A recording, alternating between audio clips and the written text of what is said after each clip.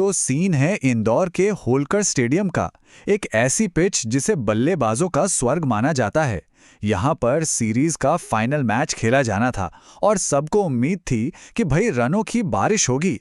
लेकिन मैच ने जो मोड़ लिया ना, सच कहूं तो उसकी उम्मीद किसी को भी नहीं थी। तो चलिए इस यादगार मैच को जरा करीब से देखते हैं, एक एक पल को समझते हैं कि कैसे एक टीम ने लगभग हार के मुंह से जीत छीन ली और कैसे दूसरी टीम जीती हुई बाजी हार गई। ठीक है, तो टॉस होता है, इंडिया जीतती है और कप्तान रोहित शर्मा चुनते हैं पहले गेंदबाजी।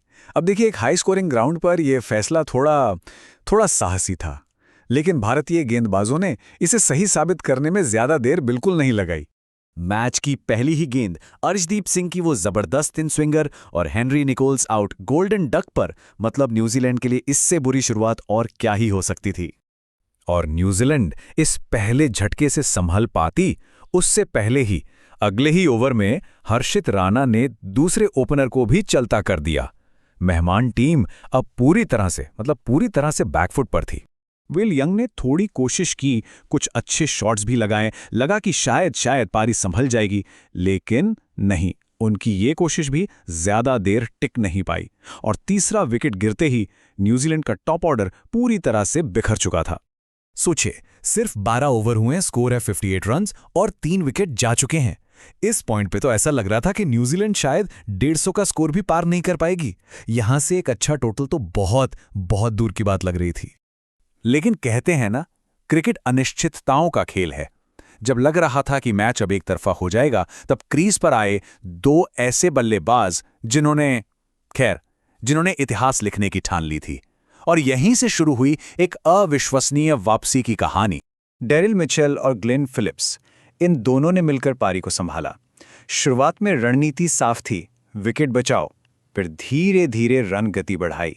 और जैसा कि इस टाइमलाइन पर साफ दिख रहा है, दोनों ने न सिर्फ अर्धशतक पूरे किए, बल्कि देखते ही देखते भारतीय गेंदबाजों पर पूरी तरह हावी हो गए और शानदार शतक जड़ दी। और इन दोनों के बीच साझेदारी हुई 219 रनों की। यह सिर्फ एक पार्टनरशिप नहीं थी, ये एक मैच बदलने वाली पार्टनरशिप थी, जिसने भारत से पूरा कंट्रोल ही छीन लिया। और ये सिर्फ एक बड़ी साझेदारी नहीं थी, ये ऐतिहासिक थी। जरा सोचिए, भारत के खिलाफ वनडे में चौथे विकेट के लिए दूसरी सबसे बड़ी साझेदारी थी।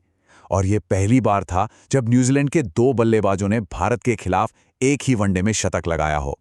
इस एक पार्टनरशिप ने मैच का रुख पूरी तरह से पलट कर रख दिया। तो इस शानदार साझेदारी ने जो नींव रखी थी ना, उस पर न्यूजीलैंड के निचले क्रम के बल्लेबाजों ने एक मजबूत इमारत खड़ी कर दी।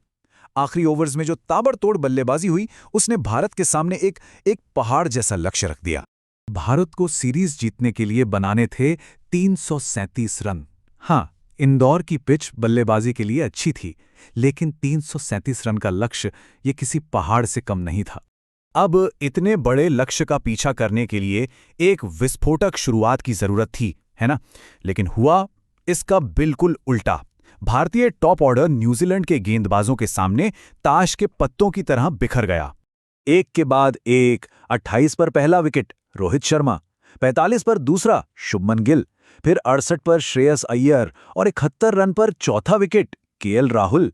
भारत के बड़े बड़े नाम पवेलियन लौट रहे थे और हजारों दर्शकों से भरे स्टेडियम में मायूसी छा गई थी। एक बड़े अखबार ने उस माहौल को बिल्कुल सही शब्दों में बयां किया। उन्होंने लिखा, इंदौर में पिन ड्रॉप साइलेंस, क्योंकि श्रेयस अय्यर ने खराब शॉट खेला। भारत गंभीर संकट में है। और ये लाइन उस समय भारत की स्थिति को पूरी तरह बयां कर रही थी। जब भारत की उम्मीदें लगभग खत्म हो चुकी थी, तब सारी जिम्मेदारी एक ही बल्लेबाज के कंधों पर आ गई, the chase master Virat Kohli. एक छोर से लगातार विकेट गिर रहे थे, लेकिन कोहली वो दूसरे छोर पर डटे रहे।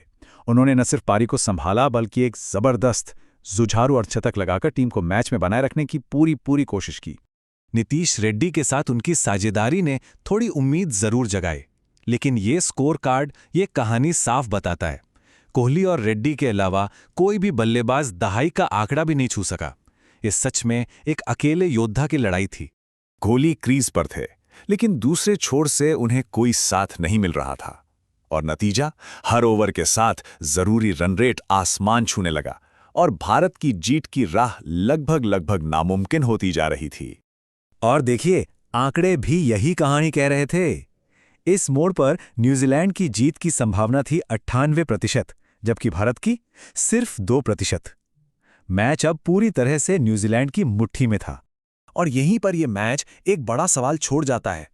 क्या एक अकेला शानदार खिलाड़ी अपनी पूरी कोशिश के बावजूद एक टीम को जीत दिला सकता है, जब बाकी टीम उसका साथ ना दे?